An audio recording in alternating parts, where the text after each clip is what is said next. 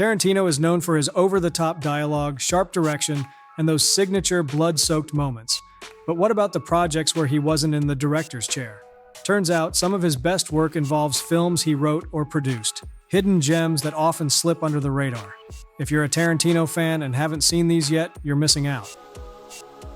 From Dusk Till Dawn was the first script Tarantino got paid for, and he earned every cent. It took a full decade before the project even made it to set, but by that time, Robert Rodriguez had taken over as director and made sure the wait was worth it. Rodriguez nailed the mix of horror and action, keeping all of Tarantino's signature irony intact, and even gave him a supporting role. Tarantino's turn as the unhinged Richie Gecko is still his most memorable performance to this day.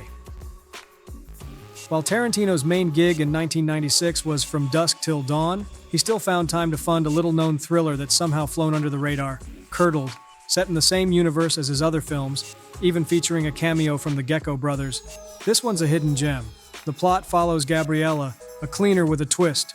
Her job is scrubbing down crime scenes, and she's got a dark fascination with serial killers, collecting clippings like trophies.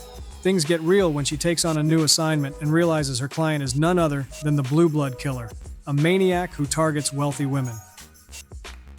Back in the early 90s, when Tarantino was just starting to carve out his spot in Hollywood, he wrote two scripts, thinking he'd sell one to fund the other. It quickly became clear that both had serious potential. Forced to pick, Tarantino kept Reservoir Dogs for himself, and the other ended up in Tony Scott's hands, who spun it into an explosive romantic action flick. True Romance tells the wild story of Clarence, a comic book nerd, and Alabama, a call girl, in a chaotic love affair. It flopped at the box office but became a cult classic, showing off that unmistakable Tarantino touch. Pop culture-packed dialogue, slick slow-motion action, and a killer retro soundtrack. Roger Avery wasn't just Tarantino's buddy. He co-wrote Pulp Fiction and helped shape True Romance. So during the filming of Reservoir Dogs, producer Lawrence Bender asked Avery if he had a bank robbery script up his sleeve. Avery said sure, wrote it in a few weeks, and that's how Killing Zoe was born. Tarantino even threw some cash into the project and hopped on as an executive producer. The movie is about Zed, a safecracker, who rolls into Paris for a Bastille Day bank heist with a crew of pros, but when the cops crash the party, it turns into a blood-soaked fight for survival. To make things even messier, Zed realizes one of the bank employees is someone he spent the night with, right before the heist. Before Tarantino was busy making his mark with Reservoir Dogs and Pulp Fiction, he penned the screenplay for Natural Born Killers. He had plans to direct it himself, thinking it'd be a modest $500,000 project, but nobody in the producing world was biting.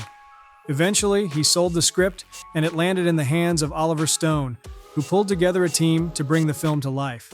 Stone's take ended up being one of the most provocative films of the 90s, turning Woody Harrelson and Juliette Lewis into the psychopathic lovebirds Mickey and Mallory. But the movie that became a cult classic hardly resembles Tarantino's original vision. The script was heavily reworked, and Tarantino himself famously hated the end result. Modesty Blaise might not ring a bell these days, but she's got a long history. Her comic book escapades have been around since the 60s.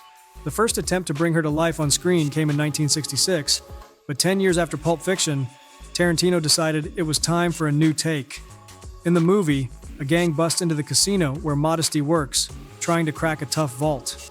While they're holding everyone hostage, Modesty keeps the gang leader busy with stories from her past.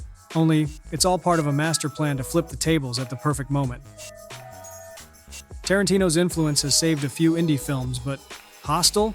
That movie straight up wouldn't exist without him. After Eli Roth's Cabin Fever, the two met up and talked horror, and Roth brought up a wild concept he'd seen online, a dark website offering murder vacations in Thailand, where you could torture a victim in a private chamber. Tarantino was all in, pushing Roth to turn that disturbing idea into a script, which eventually gave us one of the most notorious horror films of the 2000s. Out of all the films Tarantino's produced, Dalton Calhoun stands out like a sore thumb. It hit just 13 theaters, bombed at the box office, and critics didn't have much love for it either. At first glance, it feels like a misstep, a family drama without any of the snappy dialogue or bold style you'd expect. But beneath the surface, it's a heartfelt story about a businessman who suddenly finds out he has a teenage daughter he's never met. Oh, and it gets heavier. His ex-wife is dying, and now he's got to figure out how to be a father. Hellride is pure Tarantino, even though he didn't direct it. Back in the early 2000s, he convinced his buddy Larry Bishop, a star from those old 60s and 70s biker movies Tarantino grew up watching, to make a wild outlaw biker flick. Bishop eventually gave in, especially after a small role in Kill Bill, Volume 2, and Tarantino jumped on as producer. The result is a high-octane, over-the-top ride with two rival biker gangs tearing up the desert on their shiny motorcycles, raising hell and causing chaos.